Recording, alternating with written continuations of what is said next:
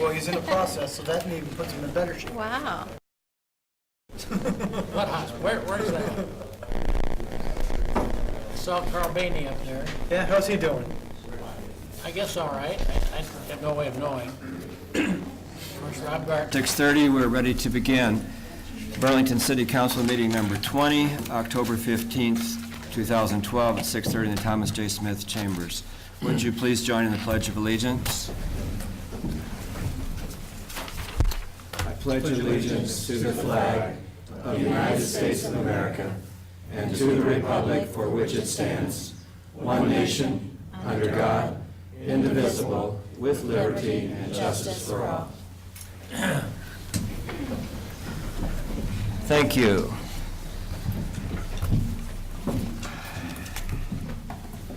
Roll call, please. Fleming, Here. McCampbell, Here. Reed, Here? Anderson, here, Davidson. Here. It's rare that I'm first. That's amazing. Wow, must be a special night. Yeah. All right, we have two proclamations. First this evening, Councilman McCampbell has the first one for Business Women's Week. Whereas working women constitute 72 million, or almost half of the nation's workforce, and strive to serve their communities, their states, and their nation in professional, civic, and cultural capacities. And whereas women-owned business account for 30% of all U.S. business, generating $1.9 trillion in sales and employing 9.2 million people. Working women should be applauded for their contributions to the workplace and the financial stability of their families, especially during the economic downturn when more women have become their family's breadwinner. And whereas the major goal of Business and Professional Women's Foundation is to promote equity for all women and to help create better conditions for working women through the study and advocacy of social, educational, and economic issues impacting women in the workplace. Since 1928, National Business Women's Week has honored the contributions of working women and employers who support working women and their families. And now, therefore, we, the City Council of the City of Burlington, Iowa, do hereby proclaim October 22nd through October 26, 2012, as Business Women's Week in the City of Burlington, Iowa. This event is sponsored by Business and Professional Women's Foundation. I urge all citizens, businesses, and community organizations in Burlington, Iowa to join the salute to working women, encourage and promote the celebration of the achievements of all working women as they contribute daily to our economic, civic, and cultural goals and livelihood. Signed and sealed this 15th day of October 2012, Kathleen Salisbury, City Clerk, Jim Davidson, Mayor. And this is Julie Chubb here to accept the proclamation. Julie? Present this to you. Thank you. Would you like to have something to say? Oh, yes. I have plenty to say. All right Oh, then. yes. Thank you. My name is Julie Chubb, and I have been in the Business and Professional Women's Organization since 1990. And I've enjoyed every minute of it, and I've learned a lot. Burlington BPW has been active for many, many years, and we represent women helping women in the workplace. In the local community, we are best known for selling tickets at Steamboat Days. We have participated in a lot of different activities around the community. On November 16th, we're going to have a soup supper from 5 to 6:30 at the Eagles Club. We provide scholarships for high school students, and we also provide scholarship for women in transition, for women who go back to school later in life. We provide local community involvement awards, and we help purchase mittens and hats for children in the Burlington Community School District. We provide advocacy and legislation issues involving women and political awareness and seminars for all people.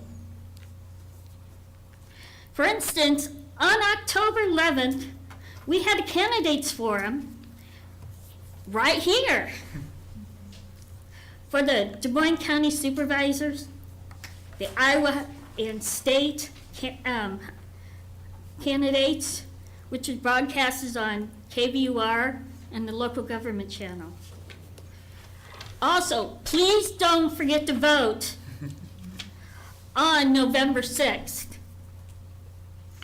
On behalf of the Burlington Business and Professional Women's Organization, we would like to thank Mayor Anderson and the rest of the City Council, men and women, for declaring October 22nd through October 26th, 2012 to be National Business Women's Week. Thank you very much. Thank you, Julie. Thank you, Julie.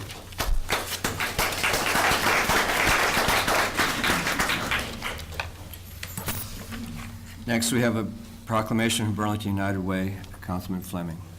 Whereas local human services and healthcare agencies assisted more than 50,000 individuals in our area last year through the 16 local organizations supported by the United Way.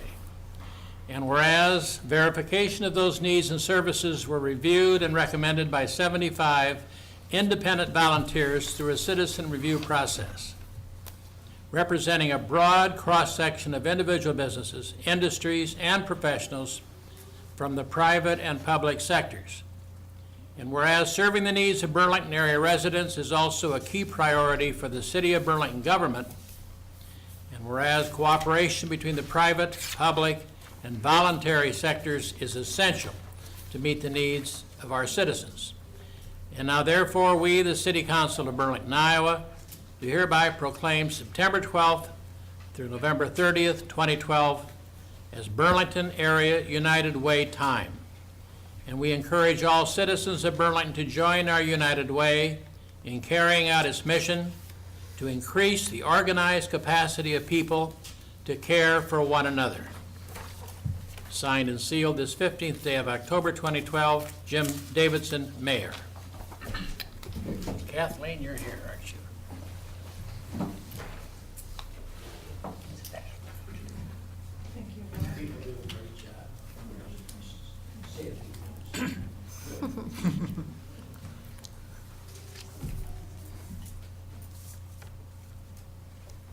Mr. Mayor, members of the council, and staff, thank you very much for your endorsement each year to support the United Way in our community. The proclamation pretty much gives us the background and statistics that involve the United Way. There's a lot of people involved in it. It's a unified effort, and they have a very wide, diversified group of services that they provide, from elderly services to youth to handicap, special needs, counseling, family resources, and we're very grateful to everybody in our community. It does involve each year about 350 people. I think that was one statistic that wasn't in here, and those people work very hard. So we are indebted to the local area, and we look forward to many more years of success, and we look forward to working with you. So thank you for your proclamation. Thank you. Thank you, Thank you. Kathleen. Everybody's so courteous and nice tonight. We're just getting warmed up. Yeah, but you know what, though? 2 weeks ago, we did a proclamation as National Grouch Day. That's why I'm trying to take advantage of it. Discussed are considered to be routine by the City Council and will be enacted by one motion. There'll be no separate discussion of these items. If discussion is desired, that item will be removed from the consent agenda and will be considered separately. On the consent agenda tonight, we have the usual finance and miscellaneous, minutes of previous meetings, payroll, city claims, beer, liquor, wine, cigarette license, reports, and bonds. 2 resolutions, resolution approving nuisance abatements for various properties, and a resolution authorizing a contract agreement with the State Historical Society of Iowa for a certified local government grant project. And we have 2 appointments, Mayor Pro Tem. Yes, Your Honor. We have for City Planning Commission, Deborah Fowler, and Construction Board of Appeals, Tim Brown. Is there anyone from the audience who wishes to remove any of these items from the consent agenda? Council, do you have any? No. Seeing none, I'll entertain a motion. So moved. Second. All right, we have a motion and a second to approve the consent agenda. Kathleen?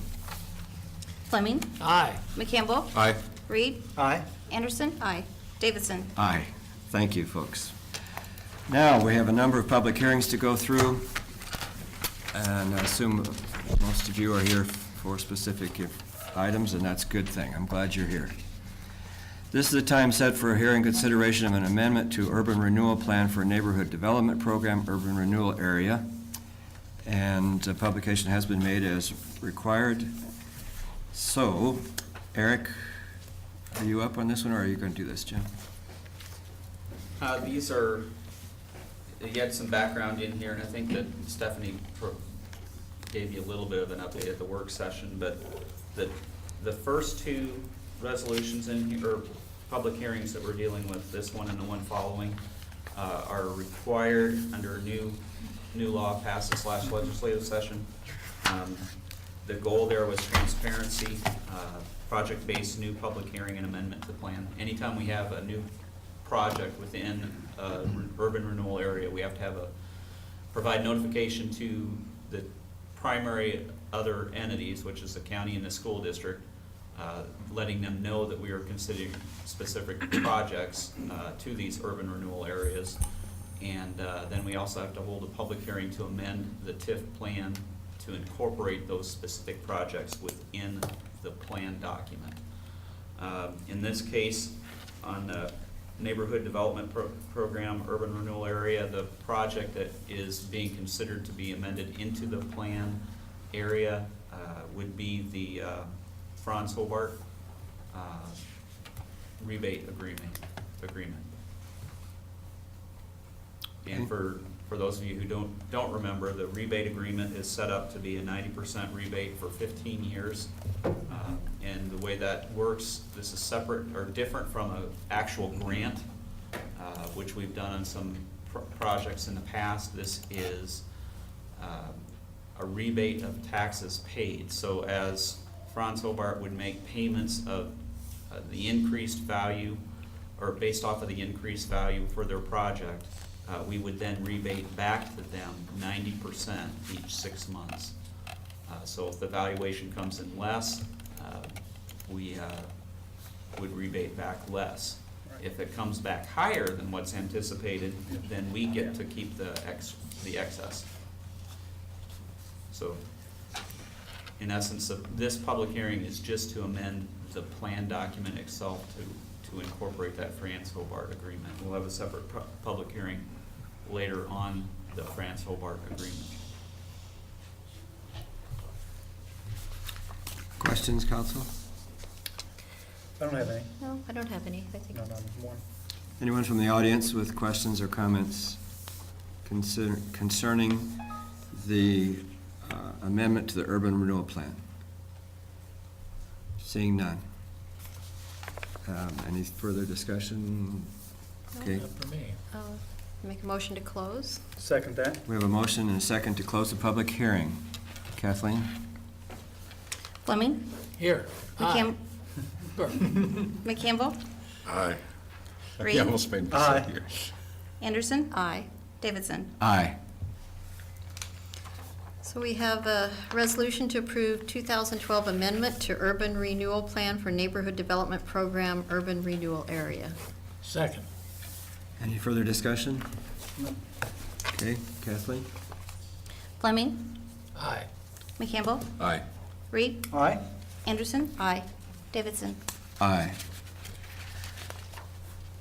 Thank you, folks. This is the time set for a hearing for consideration of an amendment to the urban renewal plan for Flint Hills urban renewal area. And so this is similar, except it deals with a different part of town.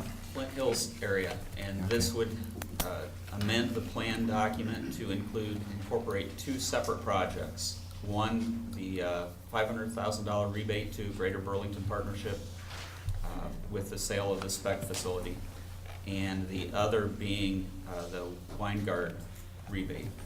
The two projects that have already gone through their own separate public hearings and been approved contingent upon this plan amendment being passed after the public hearing.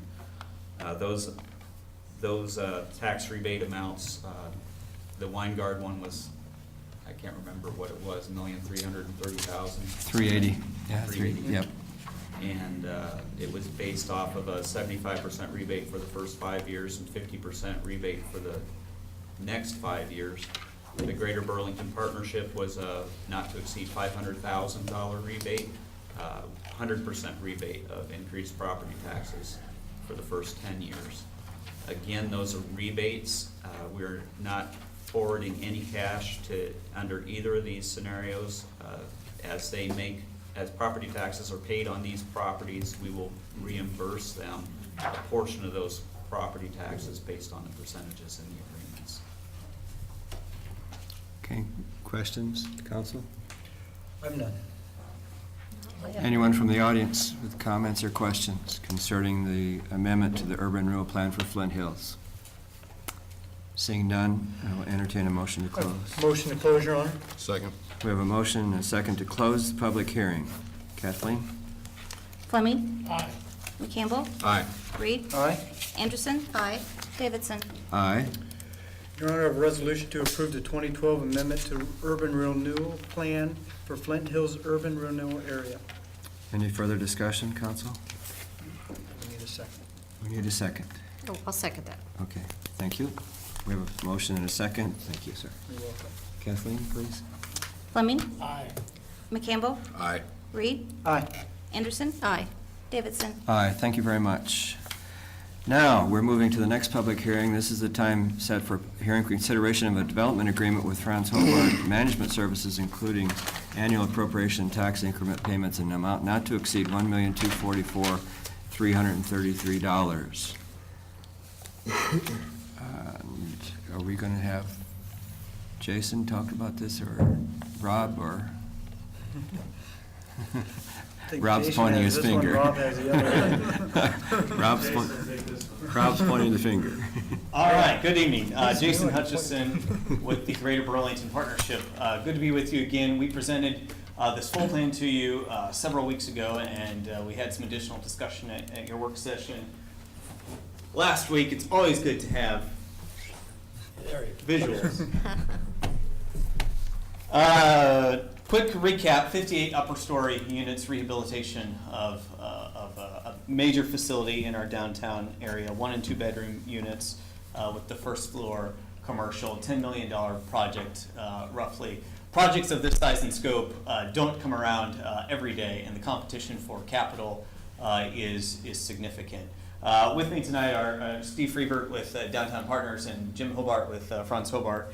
And before I invite Jim up for questions and to give you some additional scope on the project, I want to talk a little bit about project finance because we walked through this a little bit a few weeks ago, but I just wanted to give you a reminder.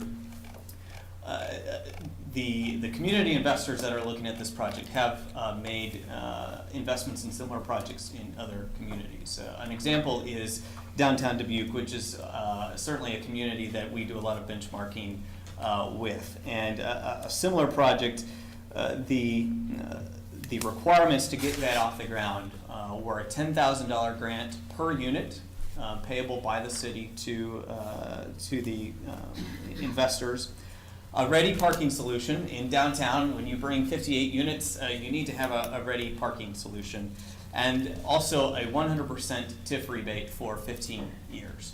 That was a significant effort on the part of the community to fill that need. Our office's role in this project was to help get the deal done and to also advocate for you as little public participation as necessary in a project like this. And Jim and I had many phone calls, and I delayed him for months and months on this project, longer than he wanted to, because we needed to find a solution that was going to work for you, was going to work for the taxpayers, but was also going to get the deal done. And so the upfront requirements were $580,000 cash grant from the city, 95% TIF rebate for 15 years, and the investment by the city in a $2.25 million parking ramp for downtown. Now, I still believe long-term we are going to have a parking crunch, and I do think we're going to have to address that at some point in time. Today might not be the best day to conquer that long-term challenge. But so the ask before you today is zero cash on a per unit, zero cash up front. A parking solution is not going to have to be provided by the city. We found private ways to provide that parking solution, at least for this project, and then a 90% TIF rebate over 15 years. And you're aware of the number that relates to, and that comes from the increase in property taxes from that parcel. Of course, a 90% TIF rebate does not mean that 90% of the taxes that they pay are rebated. It means of the TIF portion of the total tax bill, 90% of that would be rebated to the developers. So at this time, I would like to invite Jim up to answer any questions you might have about the project or share any other details. Good evening. Good evening. City Council, good to see you again. Thank you for being here. Yeah, no problem. Yeah. Questions, I guess, over any information? I don't have any questions. When But I'm are sure you maybe- going to get started, I guess? Well, I was hoping November 1st if we close October 31st, but it may be November 4th. And how long do you think the project will take? I've allowed 18 months. The contractors I've talked to, we've kind of got a fast track of 12 months. Hopefully, we'll have most of the residential stuff done in 12 Okay. months. Praise the Lord. Exciting project. Yeah. We think so. Oh. We wouldn't be Yeah. involved if we weren't Right. excited about it. I think it's a very lucrative project for the city of Burlington. You know, not only are we talking about some extra tax dollars coming to the city, we're talking about 58 units downtown with people to spend money downtown, shop, go out to dinner, whatever. And we're also talking about $10 million worth of construction work that's gonna flow into this community. Outstanding. Great. Thank you. Thank you. Thank you. Thank you, Jason. Is there anyone else in the audience that has comments or questions? Come to the podium and introduce yourself. Hi, I'm Ron Brozine. I'm here as a representative of Southeast Iowa property owners, and I just have a couple of questions. You're saying the project is how many million? About 10. About 10, and it's 58 units? Correct. So what does that break down to per unit? Roughly. My question is how is something like that profitable? I'm in the rental business. Could and, you talk to us, please? Oh, I'm sorry. Yeah. I'm in the rental business, and I'm just curious. I mean, I'm all for this. This is going to be in the old above motos, I believe. Correct. Yeah, and I think this is a brilliant idea. I just wonder how something like that can be profitable, because I know what it costs me to have to buy a rental property. I know what the rents are in Burlington, and I'm just curious. I am as well. I don't share the council's excitement, which, not that I'm against the project, but Oh, no, I'm not I against think it. part of what you've missed too is that 58 units plus the first floor, which would be commercially rented, so there's more than 58 units. I don't know how many commercial spaces there will be, but there's more than 58 units. And maybe Mr. Howard could speak to that. Did you want, yeah, I mean, I guess he would know more the numbers of what he's doing there. Well, I look at it that I don't think they would be going down this road if they didn't do their research and diligence on what the rates would be and everything else, but that's for you to answer. Yeah, I'm not Yeah. against it at all. I'm just curious because I invest in property, and if this is profitable, I want a piece of it. Well, the big piece of the puzzle that we're not talking about are the state and federal historic tax credits. And there's also enterprise zone tax credits. So that brings in 45% of your money back. So the actual project may on paper be $10 million, and it may come back down to being only a $5 million project after all the tax incentives and tax rebates are cashed in. Now, that takes time too. Your federal rebates usually take anywhere from 36 months to 5 years before they cash in. So you got some, cost of money over time, but it works out. You've done this before. Yes, yeah, we've got 4 completed, we've got 8 in the works, and we've got another 22 on our hit list. So we've got every city you can almost think of on eastern Iowa and into Illinois that's called us to come in and look at their properties and try to help revitalize their downtowns.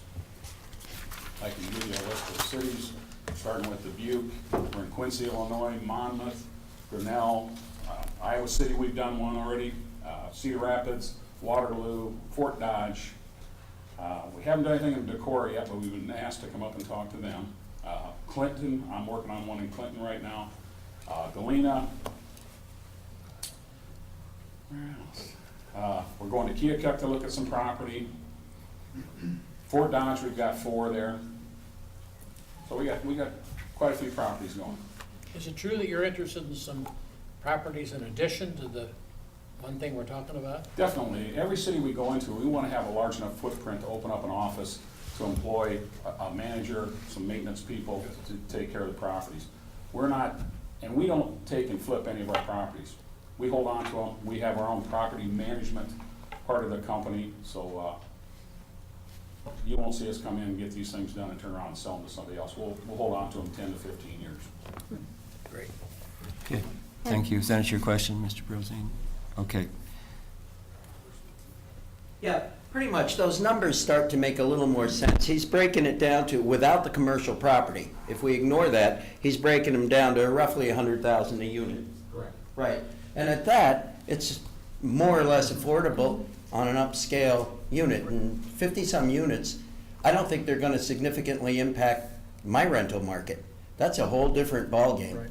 So, I don't view it as competition for the local property owners. In fact is, I rather hope that they join our association. Thank you. Thank you.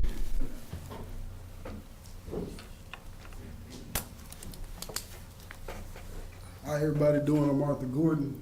I just got one question. Are those construction workers that you're hiring here in Burlington or outside? We have given the priority to all of our contractors that are bidding right now. We don't have the general contractor nailed down yet, but we are having bids come in the 23rd. We have instructed all of them to try and hire local contractors. Okay, that was my only question. Make sure the jobs stay here. Okay, thank you, Arthur. Any other questions or comments from the audience? There is one statement we received from former Mayor Tim Scott he'd like to have read into the record. Kathleen? Okay. Yeah, this is Tim Scott, 2017 South 15th Street. He wanted to urge council to consider carefully the funding for the France Hobart project, as the funding is state and federal funds. He stated that the city was investing in their private business and just receiving temporary jobs in return and a small increase in property taxes. He further stated the downtown project was in a direct competition with a development that is currently taking place on West Avenue that will be using state and federal funds also. He urged the council to use tax abatement option instead. Thank you, Kathleen. Any other comments from the audience? We have a motion to close. I have a motion to close, Your Honor. Do we have comments? I would like to. Oh, come Yeah, I'm we're sorry. coming to it. Yeah. We have a motion. Do we have a second to close? the Second. Okay. Kathleen? Fleming, Aye. McCampbell, Aye. Reed, All right, Anderson. Aye. Davidson. Aye. And now we entertain the motion. Chris? I have a resolution approving development agreement with Hans Hobart Management Services, authorizing annual appropriation tax increment payment and pledging certain tax increment revenues to the payment of the agreement. Second. Now, comments, council? Questions? My only comment is, again, I'm not against the development. I still don't see how we're going to be able to fill all of those with the professionals, but that's not my problem. My only issue is I feel like the rebate is awfully high. I feel like that type of rebate we should be giving to somebody that's opening up a business, not to somebody that's developing a building. That's my only Okay, issue with it. thank you. Well, my comment kind of goes back to before I was on the council and Steve Freebert's sitting here, and there was a discussion within Downtown Partners and a group of what we could do to encourage development of older buildings in downtown. And so there was a decision made to go after a grant to make that a historic district in hopes of something like this happening. And the city did do that, fund that grant. And so I guess I feel that that's been successful, because we felt that the only way we were going to get out-of-town money invested into Burlington downtown was to be able to offer them the opportunity of the state and federal historic tax credits. And so, as Mr. Hobart said, that's a big piece of what they're doing. And so I think it's very successful, and hope that we'll have other projects that will use those tax credits also. Thank you. Anything else? It's a win-win. I agree with Bob. Okay. All right, Kathleen? Fleming, Aye. McCampbell, Nay. Reed, Aye. Anderson, Aye. Davidson. Aye. Thank you. Thank you, folks. Let the construction begin. Okay, thank you. All right, now we have a public hearing. This is the time set for hearing consideration of the sale of property locally known as 1702 Oak Street, City of Burlington, Des Moines County, Iowa. Is this Eric? Thank you. This is a property in our NSP program, our Neighborhood Stabilization Program. It's located at the northwest corner of Lincoln and Oak Street. The city acquired homes at this site and demolished them and reconstructed a new home at this property. Through the NSP program, individuals are required to meet income guidelines of the program and also be pre-approved with a fixed rate loan through a financial institution. Properties here, it was 2 separate lots with 2 homes that were removed, and a new single-family home was built there. We did have an individual that qualified for the program income-wise and with the mortgage, and would recommend the sale of property to her in accordance with the NSP guidelines. Okay, any comments from the audience? Council, you have any questions of Eric? Nope, just I think it's a great program. I'd like to see more of it. I need a motion to close the public Your hearing. Honor, I have a motion to close. Second that? We have a motion and a second to close public hearing. Kathleen? Fleming, Aye. McCampbell, Aye. Reed, Aye. Anderson, Aye. Davidson. Aye. Your Honor, I have a resolution approving sale of property locally known as 1702 Oak Street, City of Burlington, Des Moines County, Iowa. Second that? We have a motion and a second, and I agree. I think it's a wonderful program. I'd like to see us do more of it, so this is good. The monies go back into the program, correct? That's correct. Okay. Any other comments, council? No. Kathleen? Fleming, Aye. McCampbell, Aye. Reed, Aye. Anderson, Aye. Davidson. Aye. Motion's carried. One more public hearing. As the time set for hearing consideration of an ordinance amending various sections of Chapter 161, Housing Code of the City of Burlington Municipal Code. And Eric, do you want to explain what we're considering here? Yeah, it's generally with our codes, we've adopted the international codes, and those are updated every 3 years. The city has a housing code that is separate from the international code, though it's based on the International Property Maintenance Code. And so it felt that it was something we wanted to look at as well with the upcoming 2012 codes coming out soon, and see if there's any updates that could be considered or made to this as well. We also have 2 fairly new housing inspectors, so kind of fell in line with them as well in their position.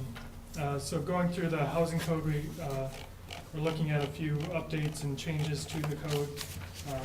Go through them here, and then if you have any questions, we'll try and answer them. A couple of them are just minor changes.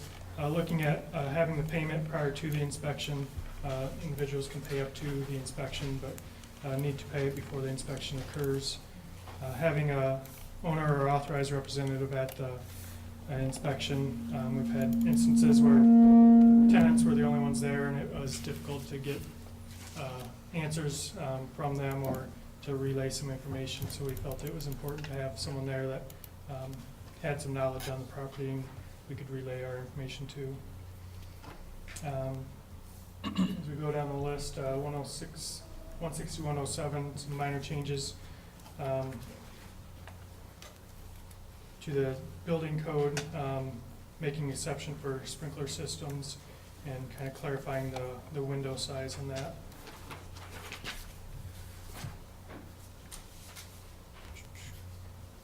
On the next page, as we go through this, looking at sleeping rooms, making it clear the additional 40 square feet allows an additional occupant. Ceiling height, see there, the 25% was difficult to calculate. It doesn't, it actually reduces the restriction on that section there. Early warning fire protection system. This is similar to the International Property Maintenance Code. The 2009 code does require it in bedrooms, and felt that was an important safety feature as well, especially with bedroom doors often closed, and making sure that they are protected. 161.08, responsibilities of owners relating to the maintenance with electrical systems. We have had some safety concerns and hazards with the current systems, some overloading of fuses and issues with the circuits there. The National Electrical Code does require upgrades to be that 100 amp service, and that's what we're recommending as well. That we would recommend to occur by their next rental permit.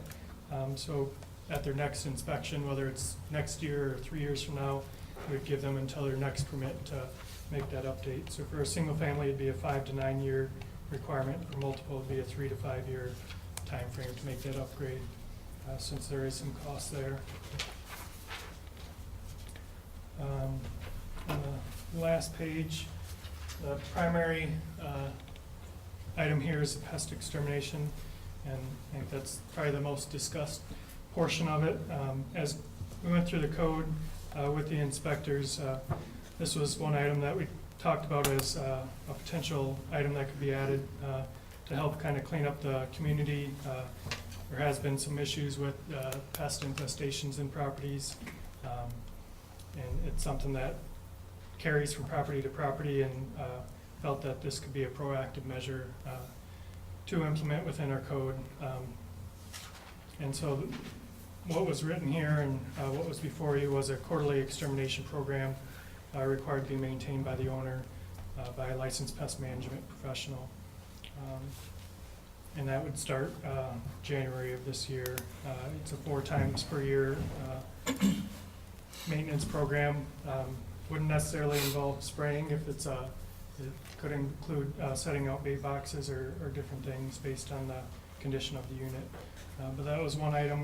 We've had discussion, as we've had comment back, whether it's penalizing those that keep their properties cleaner, and as we can see both sides. And we did send this on to the property maintenance group, and do want discussion on this and some input on this as well. We're wanting to put something in the code to address it, and I guess wanting some direction on that. Council, you have any questions or comments for Eric? I'm concerned about the quarterly thing. I think that's a little too much. I agree with you, Bob. I think, you know, what it is penalizing those that do take care of their properties at a high level.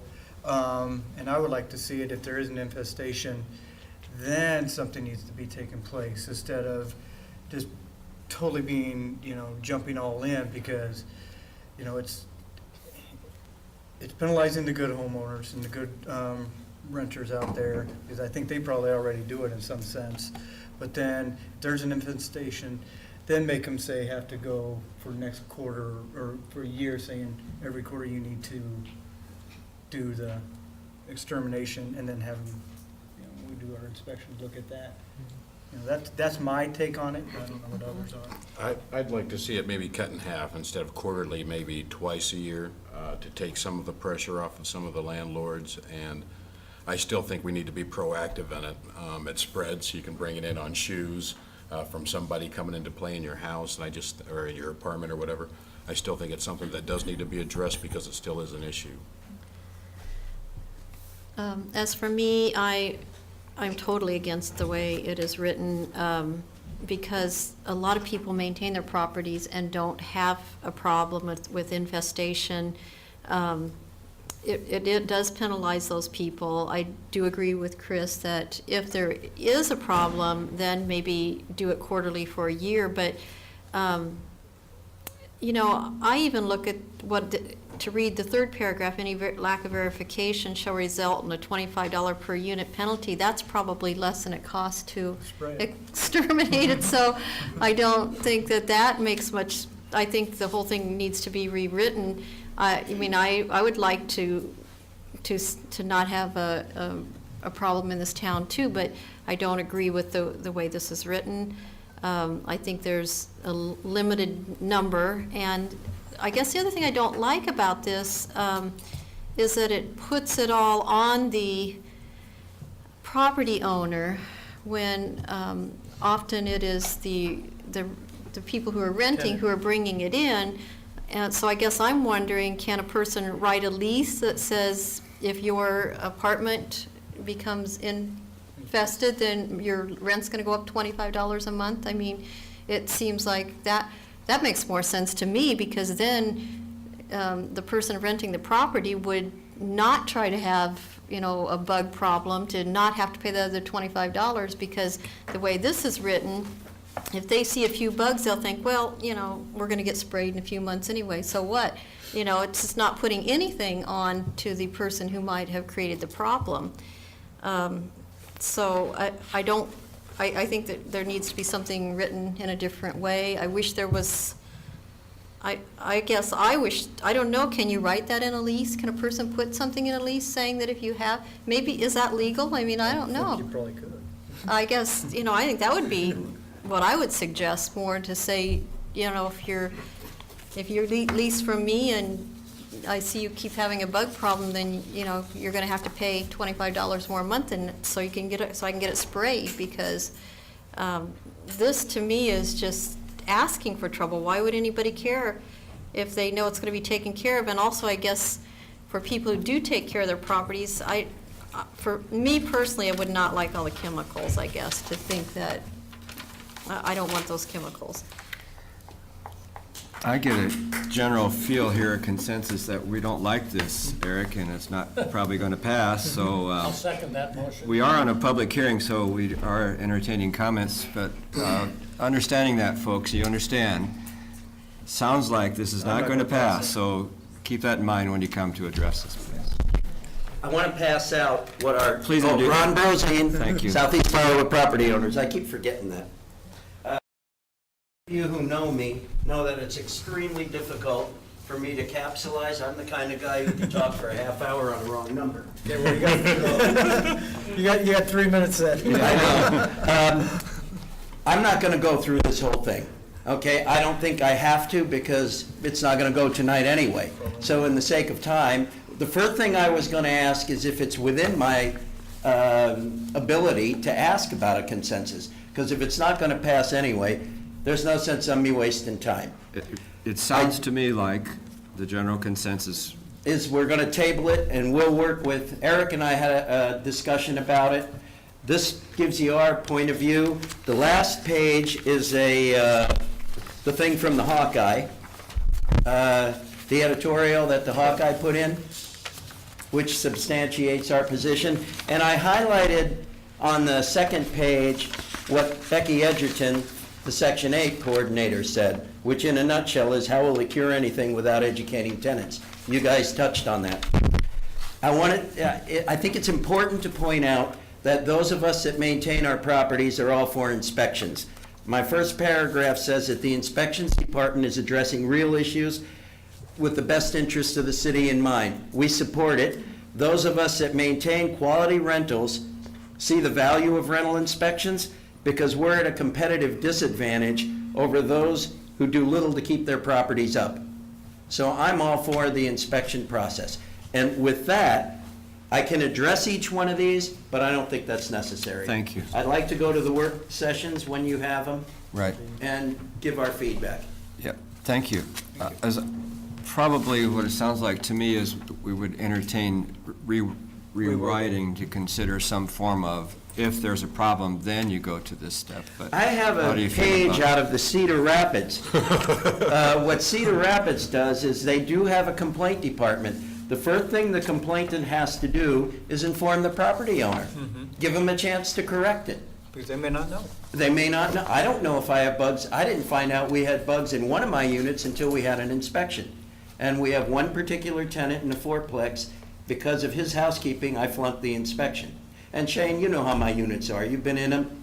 I have a little speech I give my tenants. I say that one of my best references is the City Housing Inspections Department. They can't give recommendations, but they can certainly answer your questions about how well we take care of our units.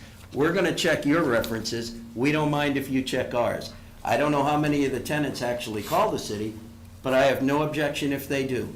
And we'll put our units up against anybody's in, well, not just in the city, anywhere. Okay. Thank you. All right, thank you, Thanks, Ron. Roseanne. I'd like to comment that, Eric, I think your people are on the right track. I mean, I don't think we're saying that we're not concerned about the infestation of cockroaches and all. I just think this went a little too far, maybe. I have one other question. Are we talking, because we do have other issues besides just the bugs, are we talking about tabling the whole thing and throwing the whole thing back to the drawing board? Or are we Actually, using a line item veto? I don't think we're talking about tabling. I think we're talking about voting this down and then coming back with a new proposal. But if there's something else that you want to highlight, then we should talk about. The other thing put is, that that the into- major issue was the electrical problem. I mean, I know that circuit breakers with 100 amps are better than fuses with 60 amps. Right. But my question is if they're inherently unsafe, I think it doesn't put us on a level playing field when rental units have to have 100 amp service, but I can sell you the house. It invites people to try to get around the rental permits, and there isn't one of us in the business who doesn't know how to do that if we want to. You can do contract sales, you can do lease options, you can do assignment of interest in land trusts. There's 100 ways to get around rental permits if that's what you intend to do. Now, those of us in our association do things by the book. There are people in this town who circumvent the rental permits because their units won't pass inspection, so they sell it to somebody on a contract. And then when the person moves, they simply repossess it and sell it to the next person on a contract. So when you make your regulations overly restrictive, basically you're inviting people to get around it. Some of these are unenforceable. I've got one little quote. Nothing is more destructive to respect for the government and the law of the land than passing laws which cannot be enforced. Albert Einstein said that. And what you're doing is you're creating a situation that's ripe for people trying to get around it, whether it's the bug ordinance or whether it's the electrical ordinance. Okay. All right, thank you. Who else? Someone else? Yes, sir. My name is Don Lotes. I live over on West Avenue the last 50 years. I built a fourplex 35 years ago, and I had 2 points I wanted to make to the council. The first one was, as I understand the Iowa Code, it's very particular as to what the tenant's duties are. And it's the tenant's duty under Chapter 562A, Section 17, to maintain the dwelling. And the city attorney could check this for you. But you're putting all the burden on the landlord, and that's in opposite exactly as I understand the Iowa Code.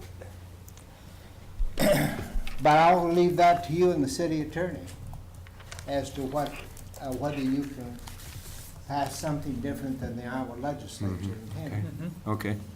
The second point I'd like to make, I feel that when you rent an apartment to an individual, that's their home, that's their castle. And to 4 times a year to go in there without any cause whatsoever and spray deadly chemicals, that's wrong. And you get people that have asthma, people that have breathing problems, that are on oxygen, old people, and you're spraying them. It's punishing all without any specific charge of being wrong. I've never had to spray except the outside perimeter of my building for ants in 35 years. And now you're saying I gotta disturb all my tenants every 90 days and go in without their permission and Well, spray? Actually, you heard, we're not, you heard us say we're not in favor Well, of that. yeah, I know it, but Yeah. I just, and I only own one fourplex, and I only Right. have 4 renters. But it just sounds like it's nuts to me, and I don't belong to his association, that's just my private. Okay, thank you, sir. Thank you. So basically what's going to happen is we're going to refer this back, and Eric would be glad to talk with you all and get your input, right? Yeah. Yeah. There's a reason. That was a smooth move. We wanted the input. There's a Yeah. reason we sent this up front, so that Right. we'd get people here. We didn't want it to come through and then have people coming at the second meeting. We wanted people up front. Yeah, so it's a discussion, it's a discussion starter, and I think that's great. Yeah. Good evening, Mayor, Council, and others present. My name is Mike Hoffman, and I reside at 5512 Hillcrest Drive, Burlington. And I own 26 rental units here in Burlington that are apartment units and 6 houses. I actually think what the city is trying to do in one sense of the word is a great thing, and that is to clean up some of the ones that are really, really bad shape.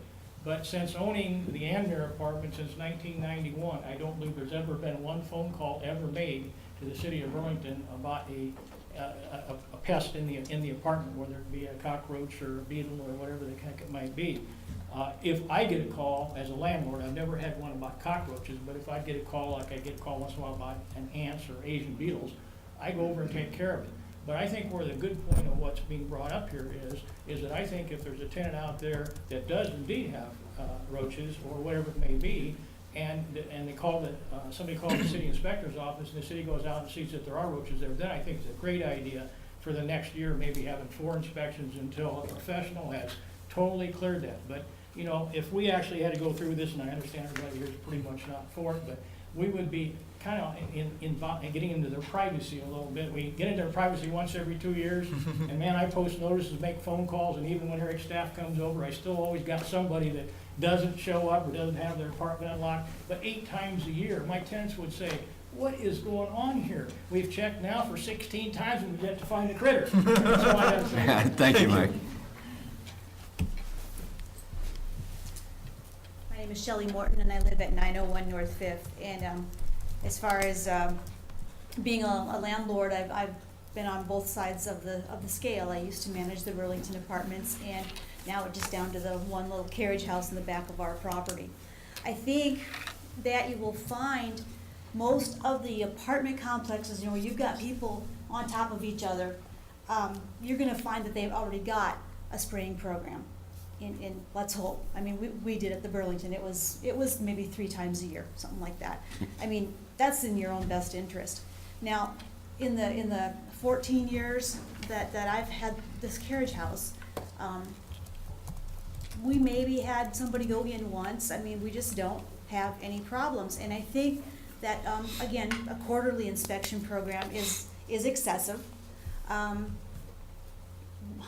Twice a year, something could be mitigated on this, because another thing, I guess, maybe that we've seen in the news, stories of places that aren't so great, that perhaps landlords aren't so attentive. I think maybe there needs to be a tenant education on that number one, you go to the landlord. If that landlord is not responsive, you do have the right to go to the city, and the city will help you out. And that a landlord maybe shouldn't be able to come back on somebody for that. Well, you're a complainer, you're out of here, that kind of thing. I mean, I don't have any specific concrete things, but these are just some thoughts that have occurred to me during discussion tonight. And that's it. Thank you, Shelley. I'm glad you brought up that point, because I do want people to be mindful. The origin of this is the fact that there are people that are negligent in that area. When you talk to people that are renting, a lot of people that are renting for one reason: they can't afford to buy a house. They're basically at the mercy of the landlord. When people upset that apple cart, then there's an opportunity that there's a chance that they may be put out. So it would be great if it was complaint-driven, but there are many tenants that are afraid to complain.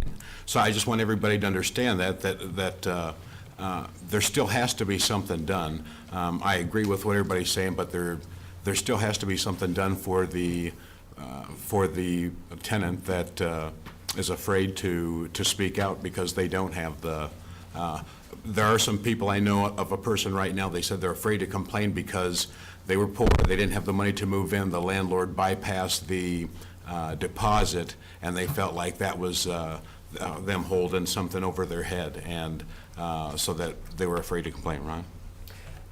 I'd like to address that in passing. When we get a complaint about one of our tenants, for example, a drug house, we do two things. We call the tenant and we tell them we've had a complaint and we confront them with it, and then we call drug enforcement. It's very difficult to evict a tenant. We had a meth house. Everybody knows that a few months ago. And we did send that fella an eviction notice, and we were informed that we really had no grounds to evict him because he hadn't violated the lease, because he hadn't actually been convicted of anything. So evicting somebody for a complaint, I'm not saying it doesn't get done, but I'm saying those of us that follow the fair housing laws, it's very difficult to evict somebody for something besides non-payment. There are a lot of things we have to go through. You can't just put it in your lease that I'm going to kick you out in 4 hours if you do anything like complain to the city. Just doesn't happen. Evicting somebody requires a certain procedure. It requires going to court. And I wish it was that simple. I wish I could just knock on their door and say, you're out of here. It doesn't work that way. So, yes, that you may end up with some ramifications, but I think that's the minority. I'm still with you. I'm just making a point. I still understand exactly where you're coming from, but I want it to be noted and for the citizens to know as well. And I do think somebody I can't remember who said that about educating the tenants so that they know that they can't be pushed around. I think that would also be a big help as well. Yeah, the fair housing laws are very strict. We get tested. We got tested not too long ago by a call from the fair housing people in Des Moines. And if you don't answer the questions right, and you have to, I mean, those of us that are in the business, but if you don't answer the questions right, there are some pretty strict fines for violating a person's civil rights and equal rights with housing. So I really don't think that that's a big issue, that somebody's going to get kicked out because they complain. Okay, thank you. Thank you. I will address that again. Mr. McCampbell, what you said about certain people being intimidated, I mean, that does happen. That's just personalities. Gosh, I hope I don't get myself in trouble here, but there were a couple times at the Burlington where I had problems with the tenant, illegal activities and things, and I never did have to evict anybody. We were able to come to a mutual agreement that, perhaps you would like to live somewhere else, and if they agreed with me, great, and then they usually did. If they wouldn't, I would have had to take those steps. But Mr. Brosine is right. I mean, there are a lot of hoops to jump through for a formal eviction, but people can be scared away as well. So, that safeguard does have to be there for the tenant, I think. Okay.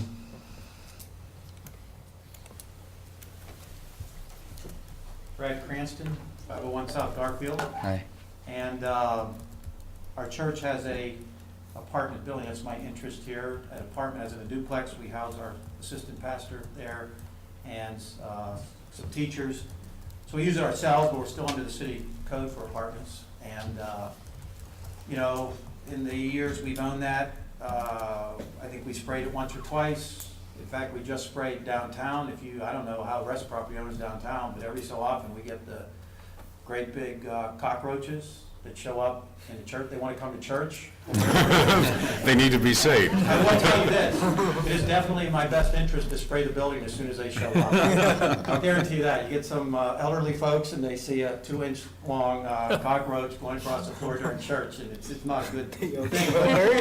So it is in the best interest to spray. We just sprayed. When I sprayed down there, that was just last week, we sprayed down there. I went to the my assistant pastor, I said, you got any bugs up at the house? He said, no, and I said, fine. And if he had said, yes, we've seen a few, I would have sprayed there too. So I think that's the normal reaction of property owners. I think the other issue is if you, and I understand you're not gonna do that, I had all kinds of wonderful analogies of making everybody replace their tires every 4 months, bald, and things like that. So I won't go there, but I think that if you, the people who really have the problem, those landlords, if they're really letting these infestations exist, and I know they are out there because we minister to a lot of people, and some of them are in real desperate straits, and we go into a lot of different houses, our workers at the church do, and we see some work. I see some situations where I wonder how they can have a rental permit at all. I mean, I see there is an issue here, and I see bug problems. My one contention, even if you pass a law like this or ordinance like this, I'm not sure. In fact, I'm pretty sure that the people who have apartments like that right now aren't going to care. They're going to be like, well, come after me, and then whatever. I don't think they're going to start just spending $400, and that's when you have just a few. If you have a big complex, you probably have somebody licensed. You probably have somebody with license to spray the chemicals. You certainly take an apartment complex here in town, it would be hard to believe that they pay $100 per unit every quarter. I think they probably have somebody licensed to do it. That's just me guessing. I can't imagine somebody like Newberry paying $100 an apartment every quarter to check for bugs. But those apartments, again, as was already mentioned, there's a vested interest in those places checking every quarter. For those of us with just a few apartments or apartments that even you might have more, but they're distant, it just doesn't make economic sense. It'll be a burden on the people living there because you'll have to raise rents. That's what you'll have to do. If you're going to have $100, cost you $100 to get that duplex sprayed. And that's just the fact of life when you have one duplex. So I would encourage a system as you move forward on this where there's a line that people can call to the city and keep it anonymous if it's a problem with being, and maybe the landlords, when somebody rents, they give them a sheet of paper and on that it says, look, if you have bugs and it's not taken care of by the landlord, here's a hotline you can call the city, it's anonymous, and we'll send an inspector out to check and do it that way. That way you don't have the issue with the people being afraid to mention it. Now, obviously, the landlord's going to come in and say, well, did you turn me in? And then they're going to have to figure out where to go. But some way, there's got to be some way to identify it. And the person living there, they're living in it. And by the way, sometimes they're responsible for it too, if they aren't keeping their place clean. And so there's some issues there, I think, on landlords that they would have some contention. But I believe a system can be put in place where it identifies the people who are problems through a hotline, then the city goes out and checks those apartments, and then you penalize the landowner. Thank you. Thank you, sir. Sounds like we're repeating here, so can we move on? Dennis Wilson, 1700 Okay. River Street. My question is, going forward, it appears to me there's something wrong with this process. I think this proposal was all internally created. And it would seem to me, like some other communities, that there should be a code review committee that's made up of not just internal city people, but some landlords and other citizens that would review this and come to some consensus and then, come to the council with the proposed ordinance change. I think that's a good idea.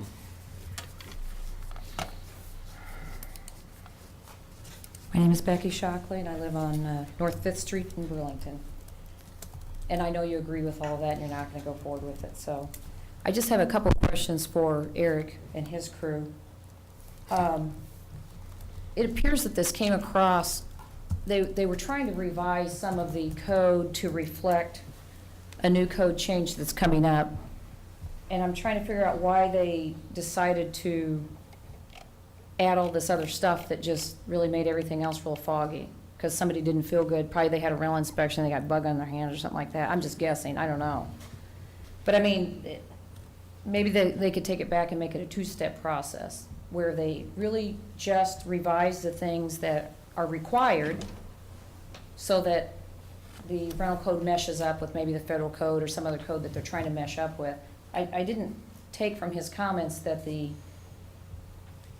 pest infestation issue was part of something they were trying to revise to reflect It was two different things they were doing. They were trying to revise the code to reflect something that was coming up, and then they asked them, what other dirty laundry do you want to fix while we're doing this? So I'm wondering if they could just make it a two-step process. If they want to fix this later, take it down the road a little bit, fix the other issues that are in there now. So maybe you could ask them that. And then I guess the other question is how many inspections really have resulted in complaints?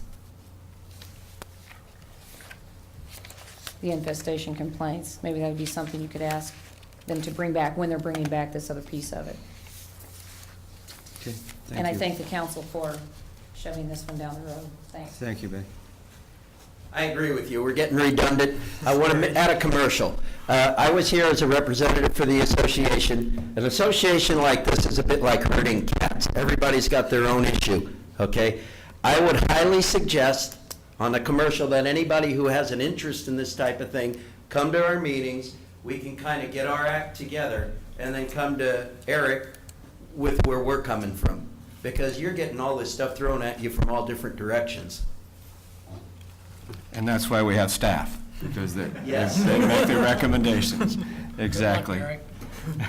I say we take a vote. Are we okay, Eric? Yes, I have a couple comments. This is Okay. an ordinance, it does take 3 readings. We could bring back an amended section to this to you with the comments that we've heard tonight and the comments you've stated with where a pest inspection isn't required unless there's an actual infestation. Or we could come back and amend this section out and approve everything else and then bring back the infestation later. There are a couple options if you wanted to continue and move this forward. We could amend this section with the property owners group and bring that forward at the next meeting, or we could take this section out and approve the rest and then work on this pest infestation part down the road as well. In other words, what you're saying is that if we wanted to go that route, we'd vote yes on this reading with the understanding that there would be some amendments coming back from you. And if you're not happy with the amendments, there's another reading, or you could deny it at that time too, so. Or we And could. it is a 3-step process for ordinances, so Well, what if we denied it now? When could it be brought up again? it'd be a month and a half probably by the That's time. probably Yeah. what I would prefer. Yeah, me too. That way you have more time to get all the Start over. information. Go from there. And I would agree. And Eric, I guess I wonder, why are we, I have the International Property Maintenance Code, Section 309 here. Why are we going so far away from what that says? On the pest portion? Yes. A goal of the council that we've heard is clean up the community. Though This I was an feel like that effort- says that too, but it doesn't say anything about This, forcing. this was an effort to bring something forward that it's new, it's something different, it's something we're not saying, and we knew this would be a topic that we wanted discussion on, but we've heard from the council enough times that we want to try and clean up the community, and through our inspections, over 25% of inspections, there's some level of bugs in some of the apartments, so we felt that through our inspection process, this was an issue, and if we want to address it, this is a starting point. If we want to change that or take that out, that's up to you, but we wanted to bring something forward to try and address what is an issue out there at some level, so. So I guess my question is, if there is an infestation, and when an apartment is, then isn't the owner given so much time to get something done? And then is there a reinspection after that? They're given so much time, there's not a formal process of hiring a licensed pest management individual. It's working with them, and we found that it's coming back a lot of time. We're spending a lot of time on these properties where there's not a formal program to follow. We come back and it's not there, and then it gets to the point where it's the city being responsible for kicking out the tenant because nothing's being done, and obviously we don't want to be in that position where we're evicting tenants because So- nothing's being done on the property. So the way it is now, the city comes back continually if there's an We infestation? give them so much time, and if we come back and it's not done, we'll either give them more time, or ultimately, it'd be our responsibility to evict the tenant, which isn't something we want to do But, too often. so I guess under the proposed, which even, I'm not for saying, I guess, any number of times, because unless there is a problem. But I guess I'm wondering if that really too will, if you tell them 4 times a year. I know one thing, you would have to raise that $25, per unit, because somebody might just pay that and not care that they didn't get. I guess I really question whether that will help that much, the whole situation. But, I mean, I do want to address it. I do think that we need to do something, but I do think it comes back to educating the tenants. And, you know, I feel bad for someone who moves into an apartment house that's clean, and then another apartment's got an infestation, starts moving into another apartment. But I don't know. I don't know what the answer is, but maybe, I guess, just try to crack down on those that are a real problem and not penalize all these other people. We are close to the end of a public hearing. Anyone else have something that really, really needs to be said before we move on? Your Honor, I have a motion to close.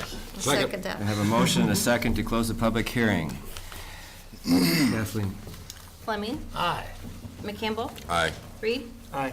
Anderson, Aye. Davidson. Aye, and I do want to thank you all so much. Now, with the charge to stay in contact with Eric, and let's get something worked out here. Now I need a motion.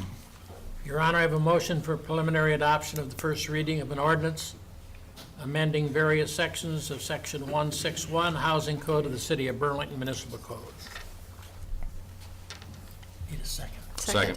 Thank you. We have a motion and a second, and I have a feeling, Eric, that this is going to be put off, but we want something Yeah, and worked we out. want input from council, Yeah. from the property owners as we go forward.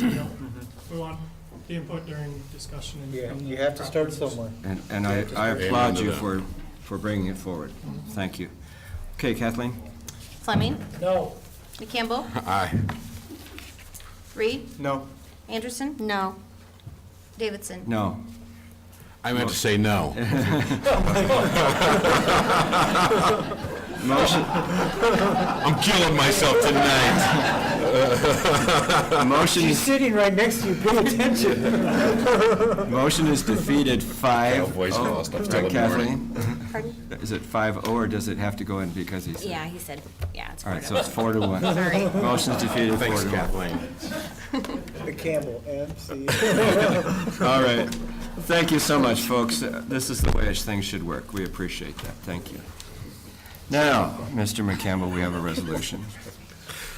I have a resolution authorizing the city council to execute applications and agreements related to state and local programs to assess Alpha Gamma America, Inc., and the expansion of its Burlington, Iowa plant. Second. We have a motion and a second, and I think Rob is here from Economic Development of the Chamber, and let's just wait just a second till people.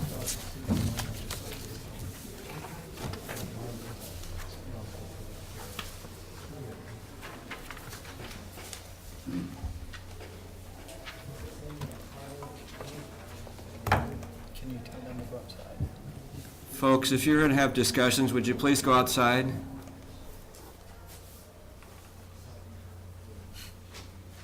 Sorry, Councilman. If you're going to have discussions, would you please go out in the hallway? Thank you. We need to continue our business. I'm talking about creating jobs, not killing bugs. So.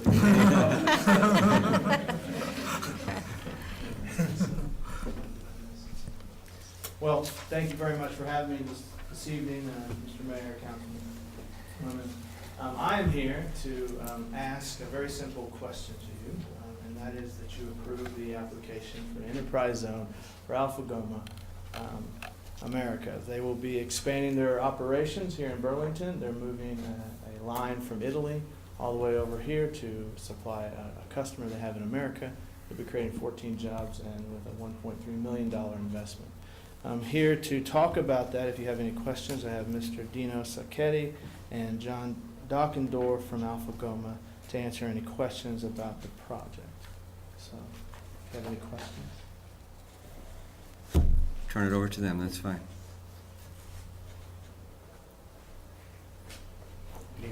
Ed, Are there any questions? Questions? I think maybe some people might want to hear a little bit more about what you're doing. Yeah, what's the line, and then what kind of jobs are you creating? Even though you said 14 jobs, what's the makeup of those jobs? to say to that? There are a variety of jobs. Basically, what we're looking at are, it is a tube manufacturing, which is very similar to what another company in the area does. Ours is different in the fact that it's a stainless steel tube, which is something that we do not know of anybody in the state that makes. Our tubes are used, are going to be used, so it'll be welding, tube bending, those types of things to go into making what would essentially be a hydraulic tube that you would see on tractors or anything else. These are used in alternative energy wind turbines. So there would be welders involved, there would be tube bending assemblies, and those types of things. These are all skilled labor as opposed to the normal that we have now for what we currently do. So that's what we're looking at.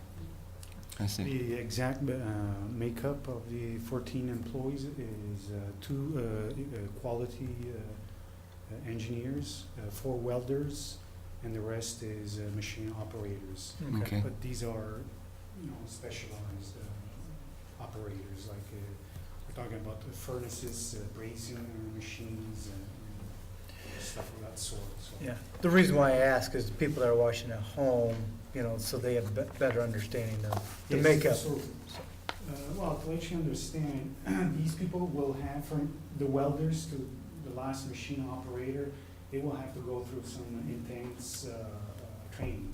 Okay. So, and that's what we're trying to do with the local entities as well. We're working with Southeastern Community College as far as some of that training. Some of the equipment that we're bringing in will have specialized training as far as the operation of that particular equipment. So their manufacturers are bringing people over, whether they're made in the United States, whether the equipment is made someplace else. So we're bringing people in to train our people specifically on how those pieces of equipment operate and how to read those. We'll be using laser levels and laser measuring devices, so there's a lot of high tech involved in the whole thing. Wonderful. Is there any chance that maybe down the road there might be more jobs in 14 opening up? Yes, absolutely. Yes. The estimation we did at this point was based largely on the existing business that we have with this American customer that's based in Colorado. And the reason was that this is existing business for us. The only thing is that we are purchasing the product, let's say, from Europe, from the parent company, and reselling to this customer. So we had some firm numbers to work on. Obviously, a 3-year budget will include some kind of growth, which is a budget, but yes, we will look into potentially hiring more people. We cannot talk about firm numbers today, but sure, it's in our forecast. Okay, great. We applaud your efforts. Nice to have you doing this in Burlington. Thank you. My name is Dino Sacchetti. I guess I represent the parent company today, which is from Europe, Italy. And I would like to say thank you for having us one more time, because we have had a long ride, a decade long, with the city of Burlington and the state of Iowa. And we are very happy and enthusiastic and grateful with the authorities here, because it's been a wonderful ride. And I hope the decision you make today will be the milestone for several more decades to come. Wonderful. Very good. Thank you. Thank you. Thank you, guys. We'll see if there's any other comments, and then if somebody has a question, maybe come back. Anyone else from the audience? Questions or comments? Seeing none. Council, do you have any? No. No, this is wonderful. Jobs are good. Jobs are good. Jobs are good. All right, we have a motion and a second. Kathleen? Fleming? Aye. McCampbell? Yes. Reed? Aye. Anderson? Aye. Davidson? Aye. There, and the motion is approved. Just want to make sure. Congratulations, guys. Knock it out. Okay, here we go. One more. Okay. I have a resolution approving purchase of a John Deere 4320 tractor for Burlington Regional Recplex. Second. Okay, we have a motion and a second And we need some information. Who's doing this one? Is this one? I guess I can. I have information.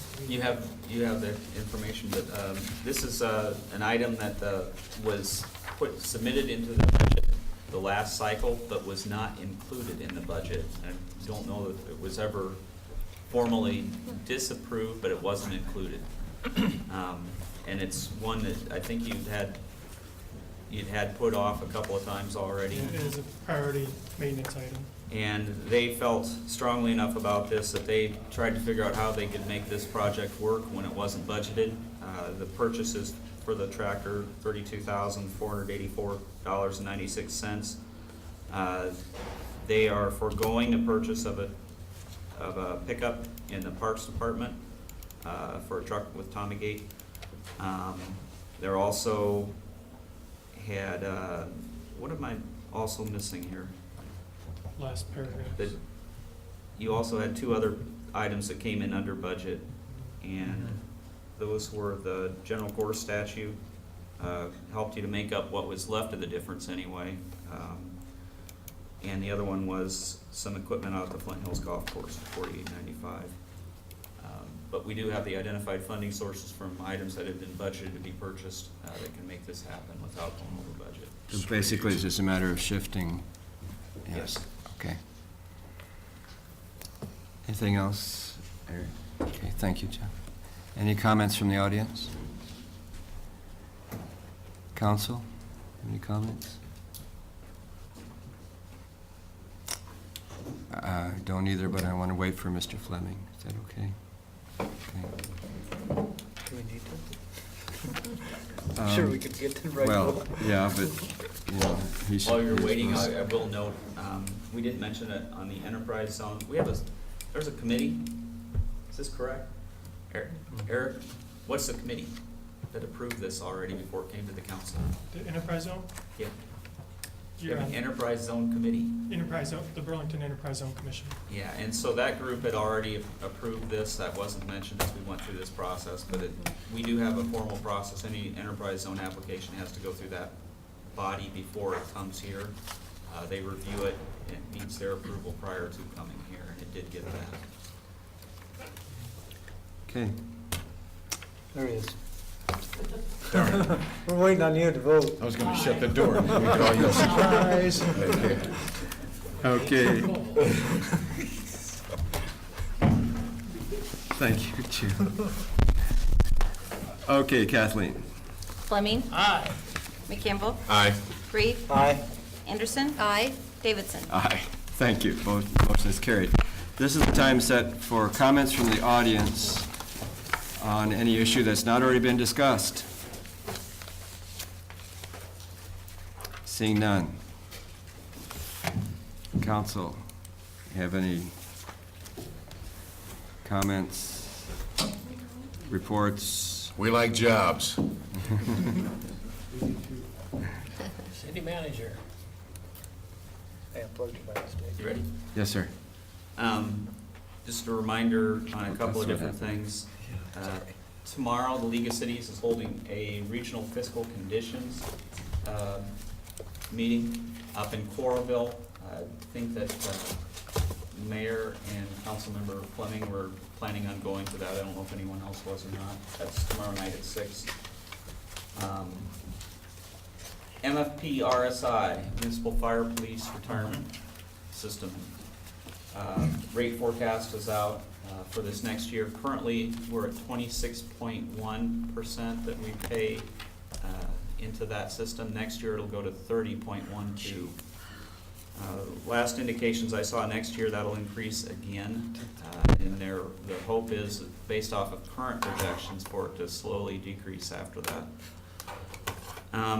This Thursday, down at the Port of Burlington at 11 o'clock, the BNSF is going to be holding a bridge completion ceremony that everybody is invited to. The high school is going to be playing down there. I think there's going to be an ad in the paper, just notifying the public of this event. And they're going to be presenting a check to the mayor. So I don't think it's made out individually to him, though. That's- It's gonna be to the city. Sad but true. But we do invite everybody to be a part of that celebration, 11 to 12:30. FERC, we received a letter from them, Federal, what is that, Federal Energy Regulatory Committee. They have conditional acceptance letter for the preliminary permit on our hydroelectric dam. So we're going through that process, everything looks like we'll be given approval on that. We have some notifications that we have to do that they're requiring of us, but just to let you know, that's moving forward. And I think that's it. A couple other things, leaf collection week has started, I think it runs for 6 weeks, is that correct, I believe? Yes. And so get your bags out there. Also, on Friday, the regional airport is having an open house from 11 to 1, I believe, to celebrate the new hangar completion and 5 years of air choice, I believe is what it is. Anyway, With so- refreshments. With refreshments. Okay, anything else, council? Thank you, Mr. Furneaux. Thank you, Kathleen. Your Honor, I Eric, move that thank we you. adjourn. Second. We have a motion second to adjourn. Kathleen? Fleming? Aye. McCampbell? Aye. Reed? Aye. Anderson? Aye. Davidson? Aye. God bless you and God bless Burlington. We are adjourned.